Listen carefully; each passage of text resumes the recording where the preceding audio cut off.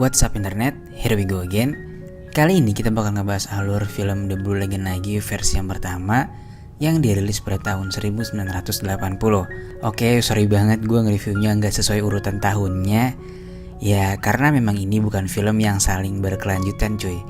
Film ini bergenre survival dan ceritanya mirip-mirip dengan serial Blue Lagoon lainnya. So tanpa berlama-lama lagi langsung aja kita masuk ke dalam ceritanya.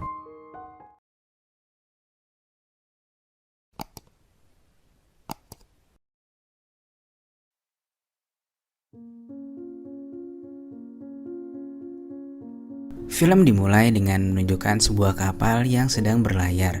Kapal itu bernama Timberland dan sedang menuju ke San Francisco. Lalu dua orang bocah terlihat sedang bermain-main di sana.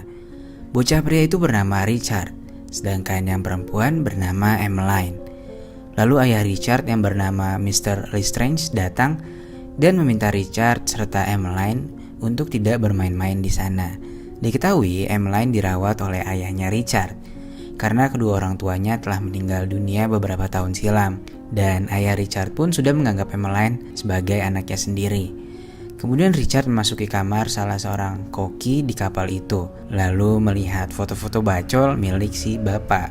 Bapak koki itu bernama Mr. Button. Di saat yang bersamaan, lonceng kapal tiba-tiba berbunyi dan semua berteriak kebakaran. Mr. Button yang saat itu sedang bersama dengan Richard dan Emmeline pun langsung pergi menggunakan sekoci penyelamat. Kapal itu terus terbakar dan menimbulkan asap yang sangat tebal, sehingga mereka pun tidak mengetahui keberadaan sekoci yang ditumpangi oleh ayah Richard dan yang lainnya. Hingga sampai beberapa saat hingga asap itu sudah menghilang, ternyata sekoci yang ditumpangi oleh Mr. Button serta Richard dan Emmeline terpisah dari sekoci yang lainnya yang ditumpangi oleh ayah Richard.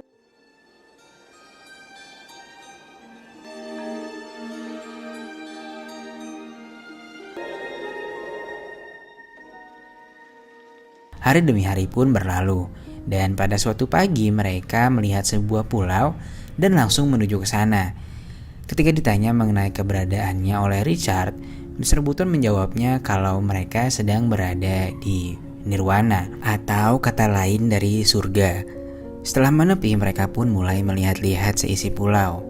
Di sana mereka menemukan aliran air tawar yang dapat dikonsumsi, juga beberapa buah-buahan serta tak sengaja Emmeline menemukan sebuah barrel yang berisikan rum. Hingga matahari tenggelam, mereka belum juga menemukan bala bantuan.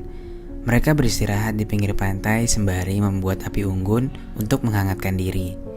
Hari demi hari berlalu, dan Paman Button terlihat sangat memperhatikan Richard dan juga Emmeline.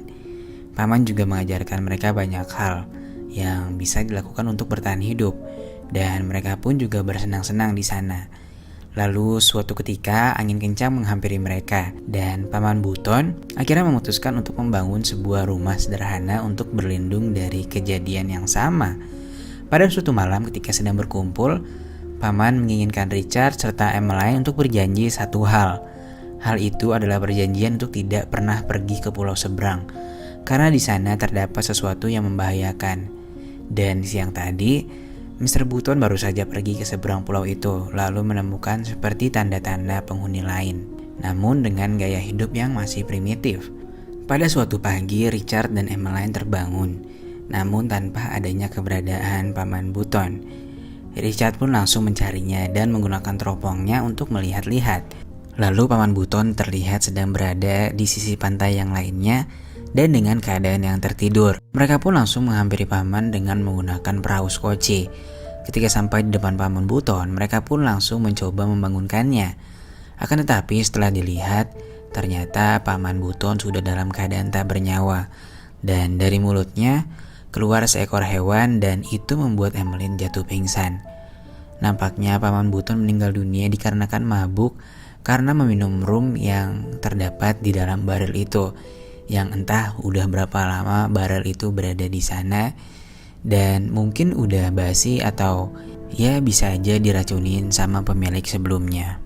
Akibat dari kejadian ini, mereka berdua terpaksa untuk bertahan hidup tanpa sosok Paman Button yang sudah mereka anggap sebagai orang tua mereka sendiri. Dan lalu tahun demi tahun pun berlalu. Kini mereka sudah beranjak dewasa dan ketika Emmeline sudah membersihkan diri, tiba-tiba saja dia melihat banyak darah yang keluar dari segitiga pengamannya. Dia pun syok dan berteriak memanggil Richard. Namun ketika Richard datang, Emmeline malah memintanya untuk pergi karena sebelumnya dia sudah menyadari bahwa darah yang keluar itu bukan karena dia terluka.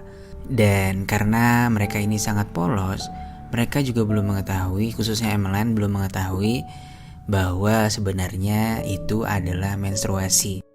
Ketika Richard menanyakan hal yang baru saja terjadi kepada Emmeline, dia hanya menjawab kalau dia tidak tahu apa yang terjadi kepada dirinya.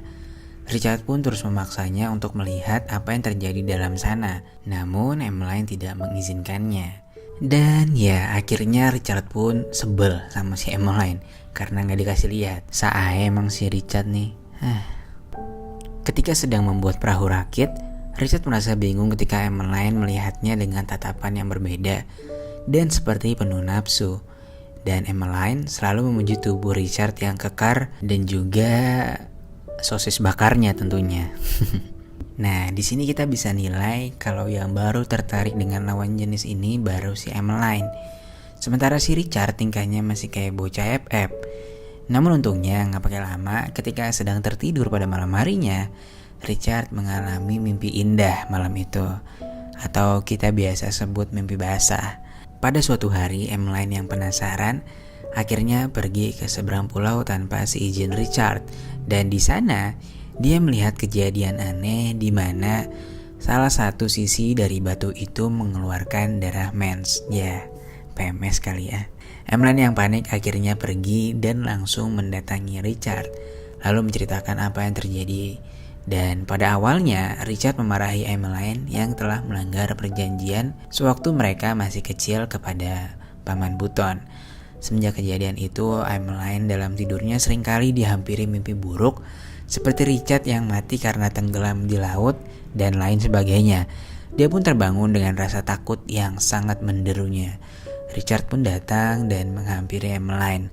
Lalu Emmeline memeluknya sembari mengatakan jangan pernah untuk meninggalkannya. Dan Richard membalasnya dengan kecupan manja di bibir Emmeline. Lalu tak lupa dia pun mengajaknya untuk bercocok tanam. Namun Emmeline menolaknya. Kalau menurut gue nih, dulu sebelum mereka terdampar, si Richard ini memang bocahnya rada sangean cuy. Hal ini dibuktikan dengan scene di awal film yang Richard ini masuk ke kamar Paman Buton dan ngeliatin foto-foto cewek bugil yang disimpan sama Paman Buton. Hari demi hari berlalu dan kini mereka menjadi sering bertengkar, layaknya kids zaman now yang baru mengenal pacaran. Dan ketika Emmeline sedang berjalan-jalan, tanpa sengaja dia menginjak ikan yang bentuknya mirip batu karang gitu cuy. Dan itu mengakibatkan dia menjadi demam. Lalu Richard yang bingung harus melakukan apa, akhirnya memutuskan untuk membawa Emmeline ke seberang pulau. Lalu meletakkan Emmeline di depan batu besar dan berdoa di atas sana. Lalu cerita berlanjut ketika mereka sedang memakan buah. Dan Richard dengan santainya mengajak Emmeline untuk berciuman. Tanpa melihat keadaan sekitar, Emmeline pun langsung menciumnya dengan gaya yang rada kaku. Mereka pun mulai menikmati kemesraan itu. Lalu berlanjut dan mereka pun melakukan mantap-mantap tentunya dengan penuh nafsu. Semenjak kejadian itu, hari-hari pun mereka lakukan dengan penuh pengencrotan cuy. Pada suatu malam ketika Richard ingin kembali merasakan kenikmatan duniawi itu, Emmeline menolaknya dan mengatakan ada rasa sakit yang ada pada perutnya. Dan dia menyadari bahwa ada sesuatu di dalam perutnya. Dan Emmeline pun meminta Richard untuk memegang dan merasakan perutnya. Si Richard nih lupa cabut nampaknya dia nih. Singkat cerita, pada suatu malam Richard menyadari bahwa Emmeline tidak ada bersama dengannya. Dan dia pun langsung mencarinya, lalu menemukan Emmeline yang sedang berhenti kesakitan yang mereka sendiri juga belum tahu apa penyebabnya. Dan ya, ternyata Emmeline melahirkan bayi laki-laki pada malam itu cuy. Esoknya bayi mereka terus menangis. Dan Richard pun mencoba berbagai cara untuk menenangkan si bayi itu. Mulai dari dikasih mangga, terus dikasih kelapa hijau, si bayi ini pun belum juga berhenti menangis.